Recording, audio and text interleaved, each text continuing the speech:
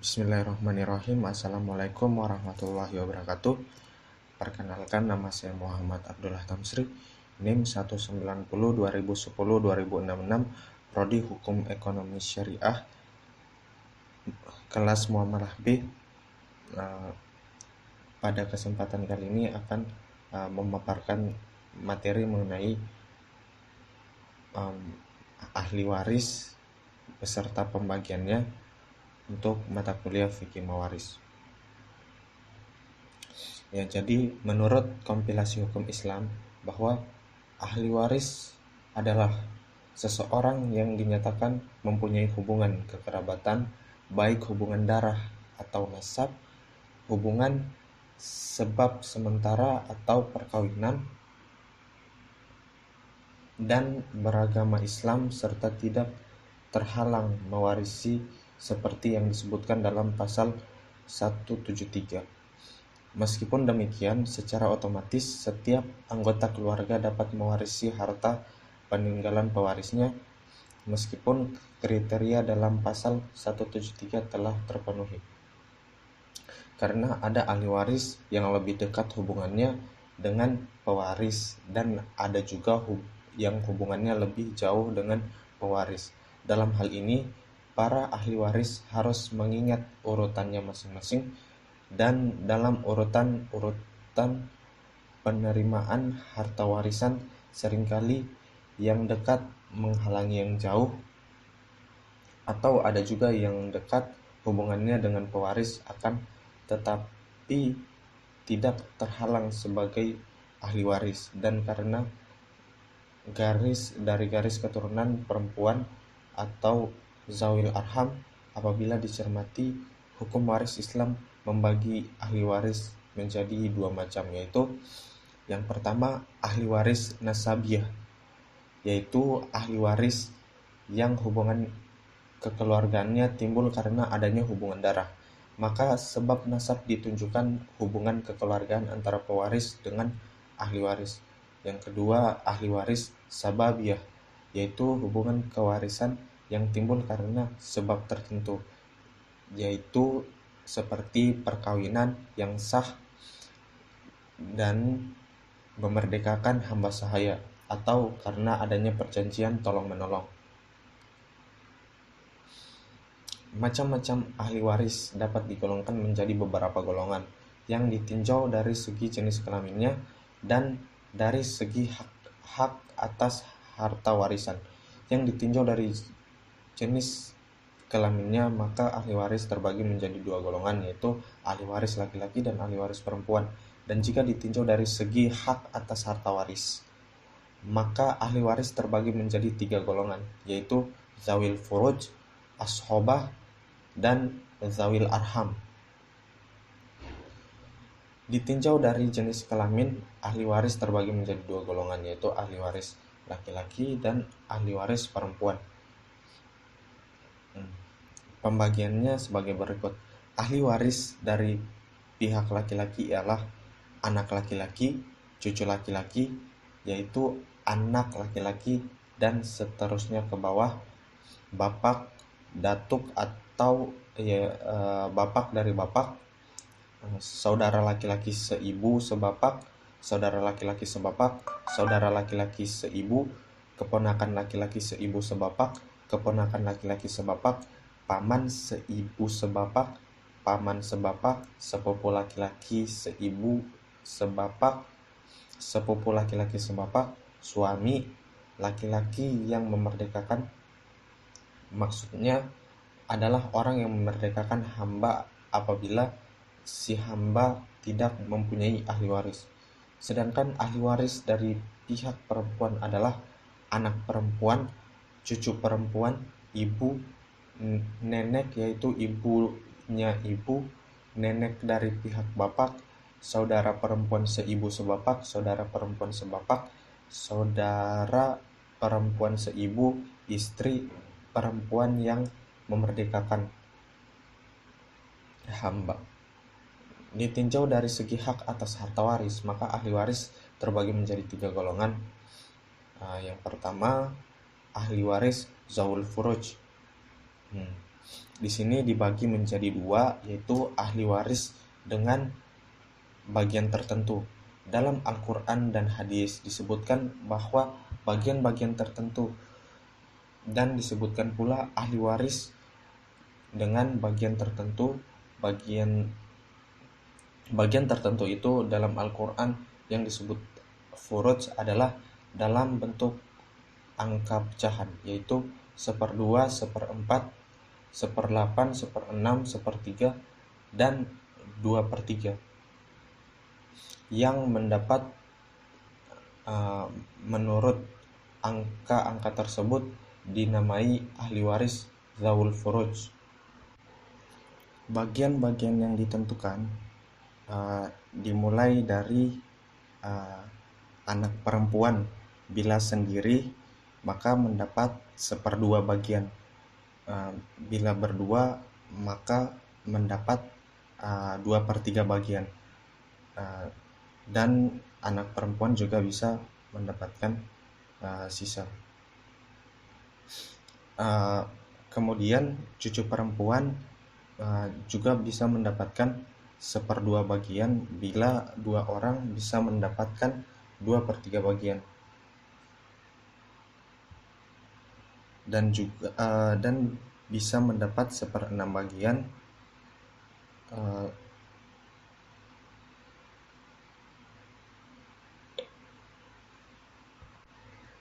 dan juga bisa mendapatkan sisa.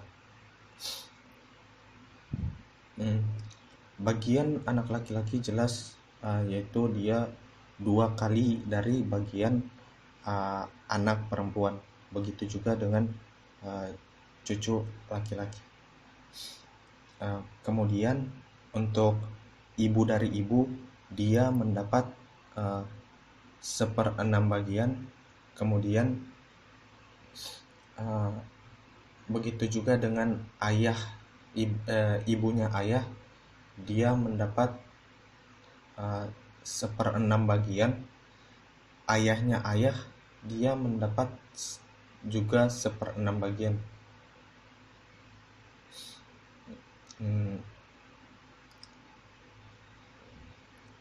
Ibu, dia mendapat 1/6 bagian dan bisa juga mendapat 1/3 bagian. Dan ayah, dia bisa mendapat 1/6 bagian dan bisa mendapat 1/6 bagian ditambah sisa. Kemudian saudari seibu, dia bisa mendapat 1/6 bagian dan juga bisa mendapat 1/3 bagian. Kemudian saudari kandung, dia bila sendiri bisa mendapat 1/2 bagian, dan jika berdua maka 2 orang saudari sekandung maka bisa mendapat 2/3 bagian. Dan saudari seayah bila sendiri dia bisa mendapat 1/2 bagian, dan jika saudari seayah ada 2 orang maka bisa mendapat 2/3 bagian. Nah, dan kemudian istri bisa mendapat 1/4, dan bila memiliki anak dia mendapat 1/8. Suami dia mendapat 1/2 bagian, dan jika memiliki anak maka dia mendapat 1/4 bagian. Nah, itulah tadi ahli waris yang ditentukan bagian-bagiannya, mereka memiliki bagian tertentu. Dan yang kedua, pada zawul furuj dia ada ahli waris yang dengan bagian yang tidak ditentukan. Dalam hukum kewarisan Islam, di samping terdapat ahli waris dengan bagian yang ditentukan atau zawul furuj yang merupakan kelompok terbanyak, terdapat pula ahli waris bagian tidak ditentukan secara furuj. Baik dalam Al-Quran maupun dalam hadis Nabi, mereka mendapat disebutkan seluruh harta dalam kondisi tidak adanya ahli waris zaul furuj atau sisa harta setelah dibagikan terlebih dahulu kepada zaul furuj yang ada. Mereka mendapat bagian yang tidak ditentukan terbuka dalam arti dapat banyak atau sedikit atau tidak ada sama sekali. Dasar hukum ahli waris dengan bagian terbuka ini adalah firman Allah dalam surat An-Nisa ayat 4, surah An-Nisa ayat 11 dan 176. Dalam ayat 11 disebutkan adanya hak kewarisan anak laki-laki, namun beberapa hak secara pasti tidak dijelaskan bila ia bersama dengan anak perempuan.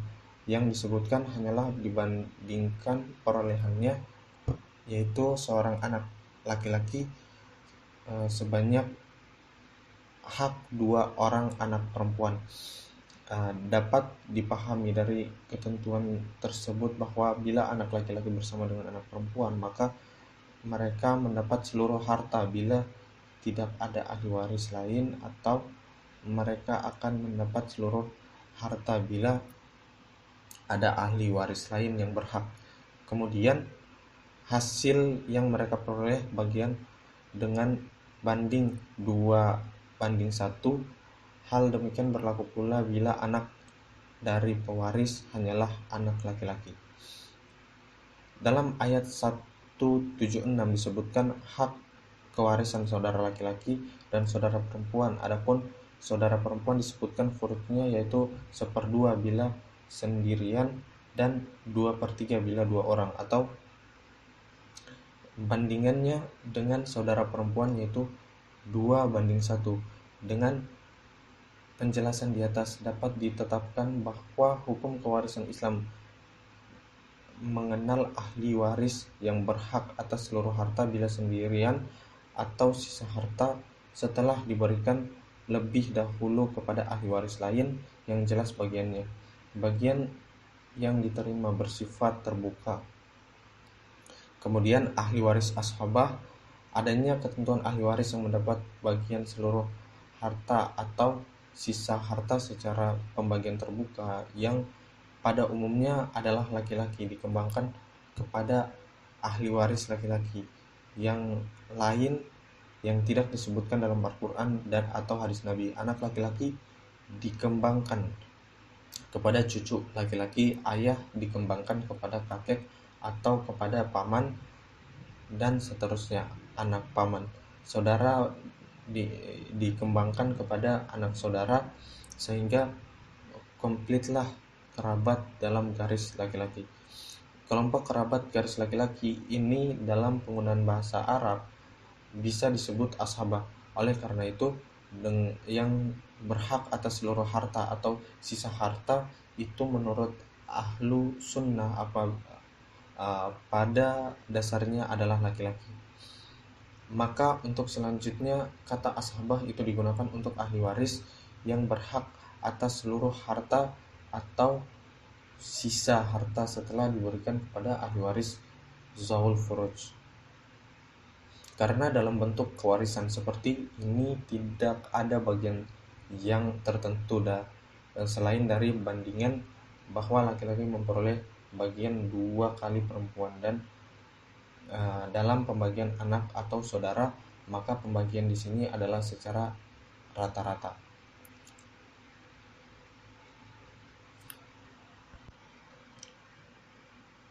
Oleh karena itu, kekerabatan itu bertingkat-tingkat. Dari segi keutamaannya, maka tidak mungkin dilaksanakan metode bagi rata bagi seluruh tingkat kekerabatan yang berbeda. Maka yang berhak atas sisa harta tidak mungkin terdiri dari 2 tingkat yang berbeda. Oleh karena itu, ashabah yang berhak atas sisa harta itu hanya terdiri dari 1 level saja. Kesimpulan itu menimbulkan pemikiran tentang keutamaan sebagaimana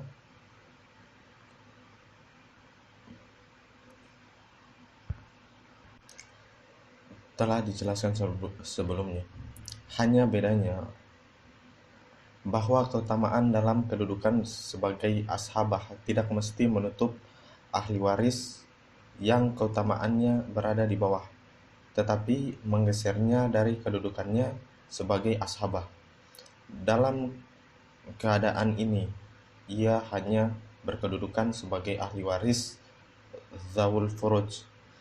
Umpamanya, bila ayah bersamaan dengan anak laki-laki dalam kelompok ahli waris, ia tetap berhak atas warisan, tetapi hanya sebagai ahli waris zawul furuj, sedangkan yang berhak atas sisa harta dalam keadaan ini adalah anak laki-laki. Seandainya anak laki-laki, ayahlah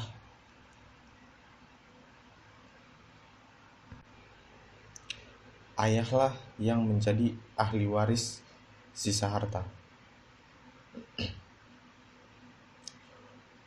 Ulama golongan ahlu sunnah membagi ashabah itu kepada 3 macam, yaitu ashabi bin nafsi, ashabi bi ghairi, dan ashabah ma'a ghairi. Kemudian ahli waris zaul arham. Ahli waris zaul arham secara etimologi diartikan ahli waris dalam hubungan kerabat. Namun pengertian hubungan kerabat itu begitu luas dan tidak semuanya tertampung dalam kelompok orang yang berhak menerima warisan sebagaimana dirinci sebelumnya. Sebelum ini sudah dirinci ahli waris yang berhak menerima sebagai zaul furuj dan ahli waris ashabah dengan cara pembagian mula-mula diberikan kepada zaul furuj, kemudian harta yang selebihnya diberikan kepada ahli waris ashabah. Seandainya masih ada harta yang tertinggal, maka kelebihan harta itu diberikan kepada kerabat lain yang belum mendapat. Kerabat lain yang belum mendapat itulah yang dinamai ahli waris zaul arham. Bagian-bagian masing-masing ahli waris dalam hukum kewarisan banyak mengandung persoalan yang sensitif, terutama pada saat pembagian harta warisan. Karena pada saat pembagian harta tidak jarang mengakibatkan konflik antara anggota keluarga yang berkepanjangan hingga putusnya tali silaturahmi. Maka untuk menghindari konflik antara anggota keluarga, hukum kewarisan Islam telah memberikan pedoman-pedoman bagi pelaksanaan pembagian harta waris. Dan dalam pembagian harta waris ini harus dilakukan dengan cermat, penuh kehati-hatian, dan seadil-adilnya. Bagian anak laki-laki adalah apabila hanya anak laki-laki saja, maka dia mengambil semua warisan sebagai ashabah. Jika tidak ada ahli waris zaul furuj, maka namun jika ada ahli waris zawil furuj, maka ia hanya memperoleh ashabah sisa setelah dibagikan kepada ahli waris zaul furuj ashabah bin nafsi.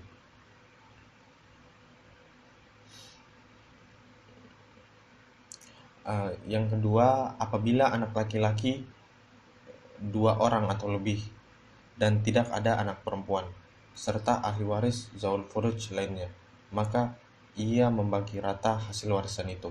Namun jika ada anak perempuan, maka dibagi 2 banding 1 ashabi bil ghairi berdasarkan surat An-Nisa ayat 11 dan 12.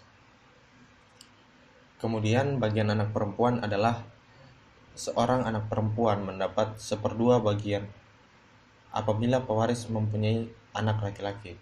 2 orang perempuan atau lebih mendapatkan 2/3 bagian apabila bersamaan dengan anak laki-laki, maka pembagian 2/1. anak laki-laki mendapat 2 bagian dan anak perempuan mendapat 1 bagian. Hal ini berdasarkan firman Allah dalam surah An-Nisa ayat 11 yang artinya, jika anakmu, yaitu bagian seorang anak laki-laki sama dengan bagian 2 anak perempuan. Oke, mungkin itu saja yang dapat saya sampaikan. Apabila ada salah-salah kata mohon dimaafkan. Saya akhiri dengan wabillahi taufiq wal hidayah. Wassalamualaikum warahmatullahi wabarakatuh.